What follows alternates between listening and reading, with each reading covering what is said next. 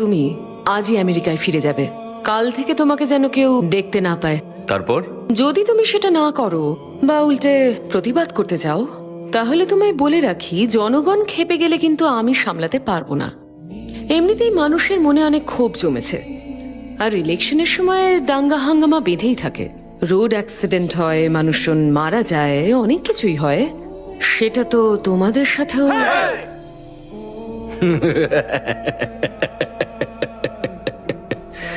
আপনি বললেন আপনি জিতে যাবেন, তাহলে আপনি আজকে কেন এলেন যোগাযোগ করতে? এটাই বলতে যে তোমার ভোটের আমাদের কোনো প্রয়োজন নেই। কেউ উড়ে এসে জুড়ে বসবে, সেটা আমি থাকতে অন্তত হতে দেব না। আমি পিছিয়ে যেতে শিখিনি আসলে, তবে আপনি আসতে পারেন। আশা করব তোমায় আগামীকাল থেকে এখানে আর কেউ দেখতে পাবে না। আরে তোমরা তো টেনশনে কেন? প্রায় 1 ঘন্টা হয়ে গেল ভোট শুরু হয়ে গেছে। ইতিমধ্যে 15% ভোট পড়েছে। ইলেকশন সবে শুরু হয়েছে, এখনো শেষ হয়নি। আমরা চোখ বন্ধ করে জিতে যাব এবার। আপনারা হয়তো সন্দেহ করছেন যে এই সবকিছুর পিছনে মাস্টার মাইন্ড আমি। হ্যাঁ, আমি। প্রথমত আমি 15 দিন আগে মারা যাওয়া মুথ্থু কুমারের অ্যাকাউন্ট হ্যাক করে একটা টুইট করি। আমি জানি যে বিরোধী নেত্রী এটা জানেন, কিন্তু উনি জানতেন না আমার পরবর্তী পরিকল্পনা কি, এবং জানতেন না যে মৃতেরা ফিরে আসবে। উনি মিথ্যে বলেছিলেন।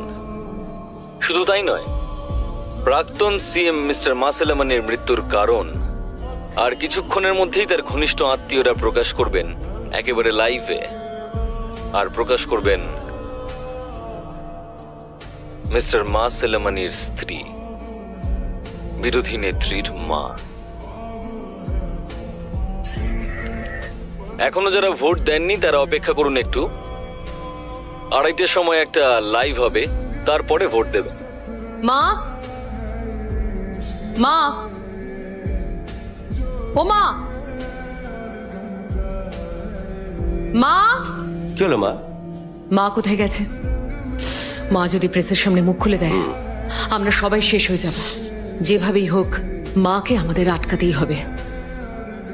মা, মা কোথায়? উনি বললেন উনি কোথাও যাচ্ছেন।